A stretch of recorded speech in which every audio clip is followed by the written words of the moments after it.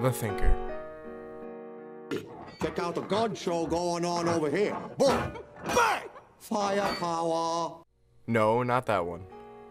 This one, sculpted by Auguste Rodin, was the first image that entered my mind after reading Descartes. Not only because of its relevance to his theories, but also because it is a visual representation of how I felt after reading them.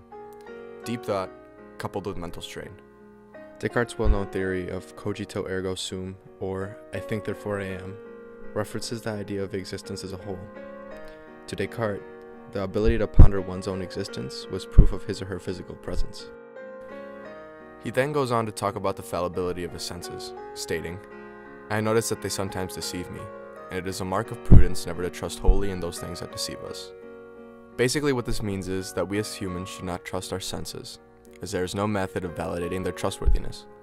So theoretically, according to Descartes, the only way to live and perceive life as it really is to exist like this, deprived of all senses.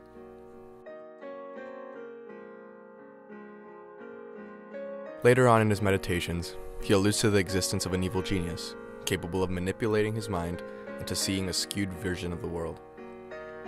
For example, imagine you were given a simple math problem, 2 plus 2.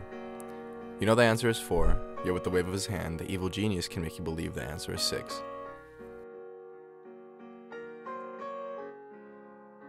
Now, this is rather far-flung, yet Descartes claims it is possible due to the fact that we cannot disprove it with absolute certainty. So, do you think that our senses are fallible, and that there is in fact an evil genius controlling our minds? Hell if I know. Descartes then goes on to elaborate about his idea of the self. He states, "I am not a collection of members we call the human body. I am not wind, a fire, a vapor, a breath, not anything at all which I can imagine or conceive, because I have assumed that all these were nothing."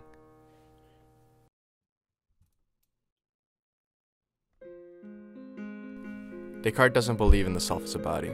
He prefers to think of it as its own separate entity, the soul. To understand this, you must first understand the concept of substance dualism.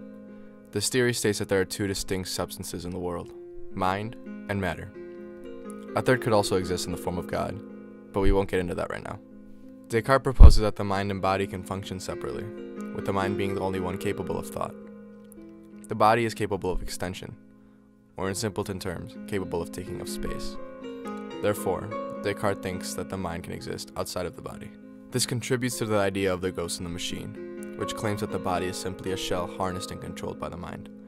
He says, "I'm not only lodged in my body as a pilot in a vessel, but that I am very closely united to it, and so to speak so intermingled with it that I seem to compose with it one whole." However, a body in this case does not only refer to the human body.